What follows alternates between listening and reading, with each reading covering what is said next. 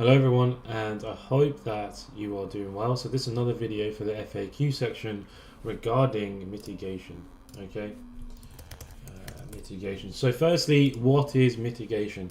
Now, if you watch the order flow video, you'll know that order flow is mitigation, mitigation is order flow. Okay, what does that mean and why is it important to us?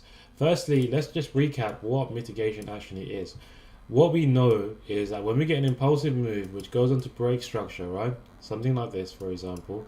This is our entry criteria. We have a liquidity, we have a liquidity grab, and then, that's not an arrow, there you go. We've got a liquidity grab and then a break of structure, leaving an order block, okay? Now, the process of mitigation is the fact that the institutions that have created this move, that have bought before the sell to either grab liquidity or whatever, right, before this whole bearish move, they need price to come back so they can mitigate their loss. Okay, that's where the word mitigation comes from, right? They're trying to reduce their losses basically, and we are trading this process of mitigation. Okay, so why is this key? This basically tells us where price in theory needs to go. Not only is it the order block, we need to understand the fact the reason price is going back there is for this process of mitigation. Okay, so simply they want to reduce their risk, not reduce their risk, they want to close their reduce their risk, right? Because we have to bear in mind they've sacrificed a position to buy before this sell, right? They can't be sitting in this much drawdown on that buy move, so they need to close that out here, and this is where we enter. Okay, now why is it important to understand mitigation? So not only hold on a sec, why does that disappear then? Not only is mitigation just that, we need to, the reason why it's important is the fact of order flow. Because in terms of order flow, right, what we have is we have mitigation, and so on, right? What this gives us is it gives us points of reference, and it gives us points of invalidation, right? When we have a break of structure, right, like this, we have a mitigation point, we have point of invalidation.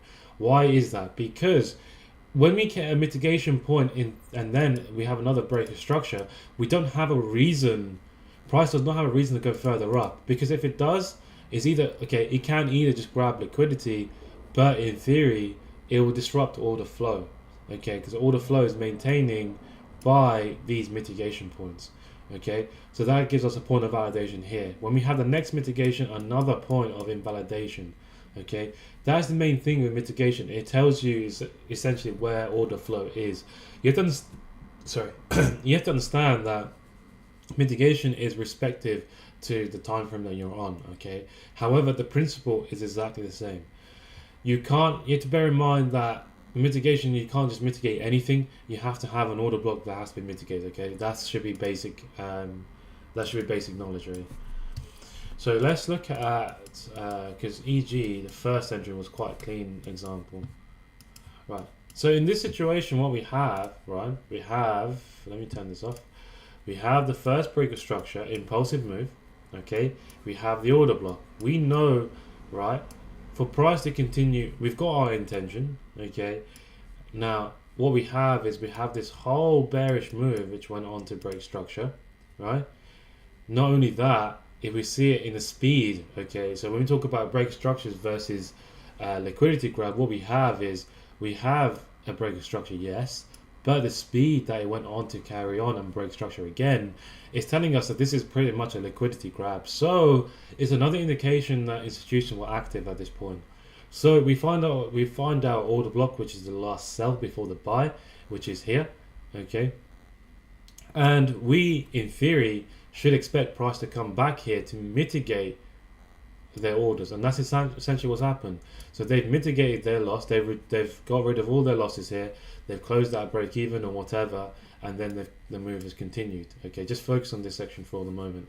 Okay, that is it. That's the process of mitigation. What this also does is it gives you a point of invalidation now. So that is an invalidation point. So your stop loss have been below here is safe. Okay, so that's the most conservative way to place a stop loss. So when you have examples like this, right, when you have examples which break a structure, right? Sometimes your successful retrace does not mitigate your impulsive OB. Okay, and say your impulsive OB mitigates something. Okay, on the left. Okay, not this close. Just look at this for the moment. Say that this mitigates something or grab liquidity, right, and broke structure. Now this is an unmitigated OB. Sometimes we also get a reaction from. Oops, did not mean to do that. Sometimes we get a reaction from here and then price will continue at the successful retrace, or alternatively price can go here and mitigate that, and that in turn is still maintaining order flow.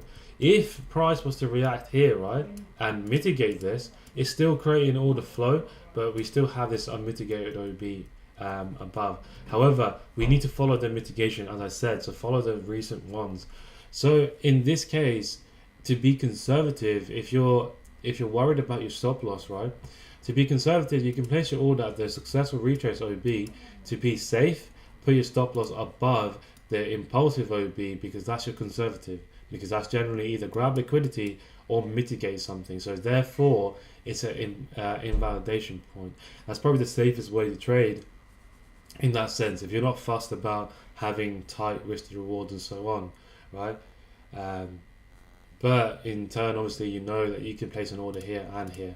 But what we need to understand is where the highest probability setups are, and the highest probability setups come from the process of following the mitigations, therefore following order flow and the invalidation. So I hope that's cleared the confusion with mitigation.